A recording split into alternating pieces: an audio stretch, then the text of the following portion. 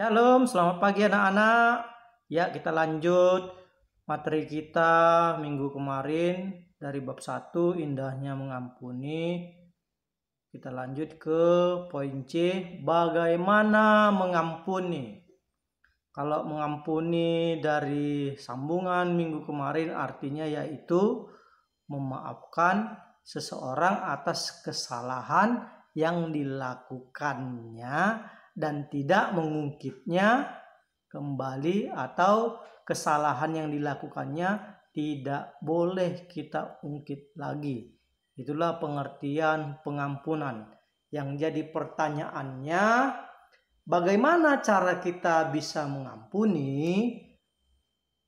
Sebetulnya jika kita mengandalkan kemampuan diri sendiri, tentu sangat sulit untuk mengampuni sesama.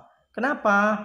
Karena sudah tersimpan rasa dendam, rasa sakit hati, atau dipermalukan oleh seseorang atau yang sudah membuat dirimu kecewa. Ayo jujur anak bapak yang kelas 7.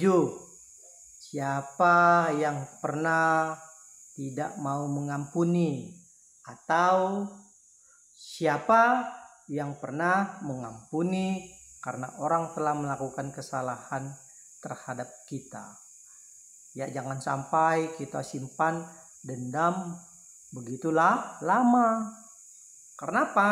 Kalau makin lama makin kita simpan, dendamnya bisa berkarat. Mending kalau emas 24 karat ya kan, nak. Nah, perhatikan. Dapat kita lihat cara mengampuni yang benar itu sama seperti Yusuf. Nah, Yusuf oleh saudara-saudaranya dibuang ke sumur. Setelah dibuang, mereka tidak puas karena mereka takut nanti akan mati di dalam sumur. Lebih bagus Yusuf ini kita jual, kata saudaranya.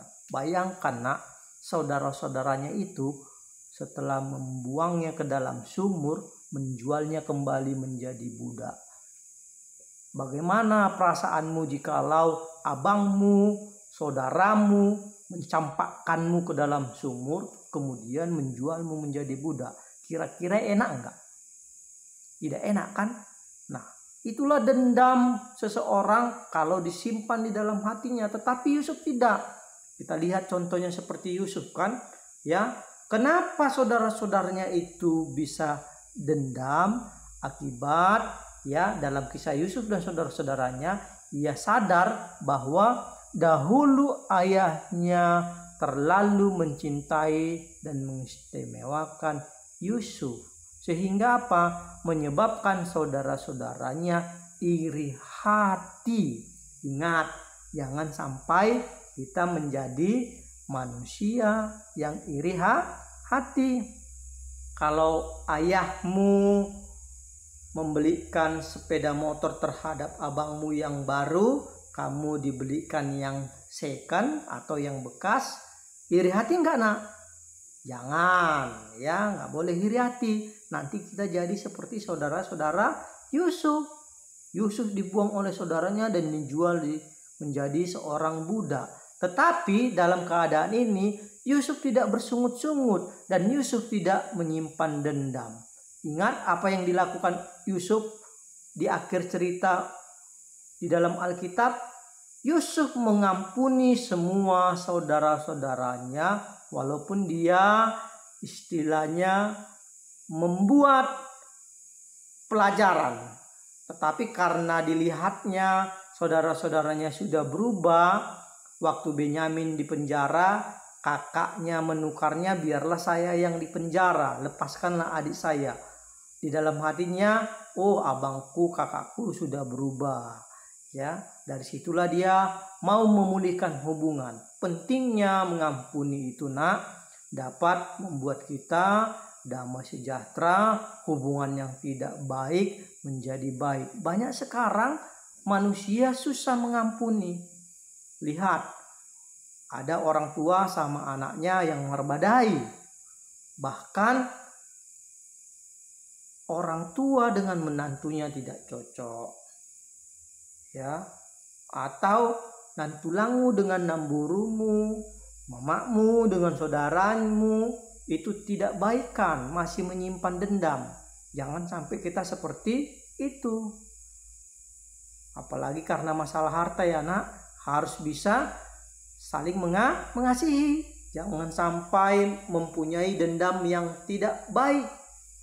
Sampai mati pula dendam masih tetap disimpan, nggak mengampuni. Waduh, ya itu bahaya.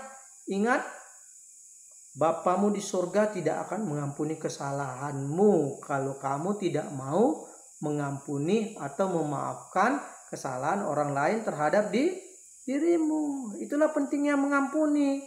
Nanti bisa dibuka dalam Matius 18 ayat 22 sampai 35. Itu berbicara tentang perumpamaan tentang pengampunan. Nah, itu sangat bagus nak. Ya. Sangat bagus ceritanya, seorang tuan dapat mengampuni hutang yang dimiliki oleh hambanya. Dihapuskannya hutangnya. Dengan kata lain, adanya sebuah pengampunan.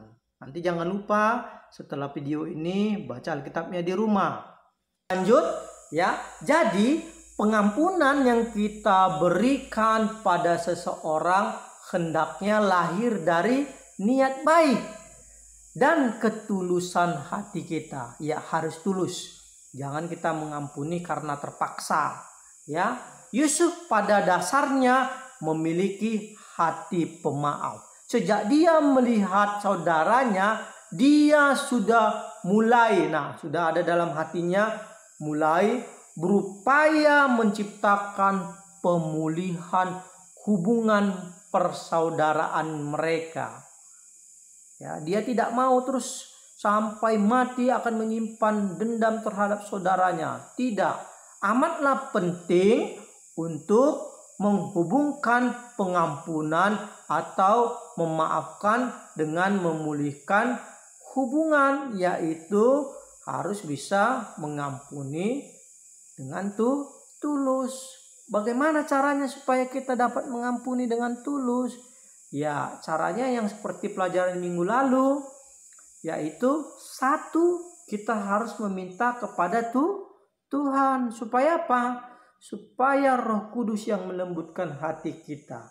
Karena minggu lalu diceritakan mengampuni itu tidak segampang seperti membalikkan telapak tangan. Perlu minta Roh Kudus supaya kita dapat mengampuni.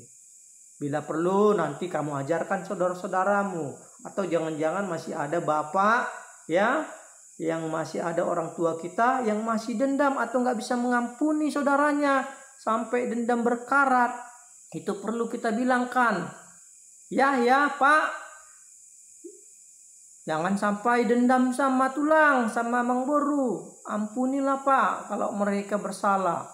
Kalau memang nggak bisa lagi, doakan. Supaya apa? Supaya Roh Kudus menjamah hati dan pikirannya, mengubahkannya, sehingga dia dapat memaafkan.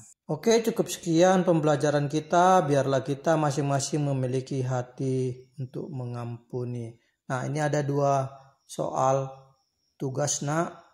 Harap dikerjakan ya nak. Yang pertama, tuliskan doa yang intinya kamu memohon pengampunan dari Allah. Juga memohon ampun atas semua kesalahan yang telah kamu perbuat pada sesama maupun Tuhan. Isi doanya dituliskan ya nak. Yang kedua, di dalam Matius 18 ayat 22 sampai 35, coba tuliskan pendapatmu tentang bagian Alkitab ini dikaitkan dengan topik pengampunan atau topik mengampuni. Ya, intinya itu ada di ayat terakhir, ayat 35. Kaitkan dengan topik mengampuni. Selamat mengerjakan, tetap jaga kebersihan, cuci tangan selalu, dan jauhi keramaian. Tuhan Yesus memberkati. Shalom.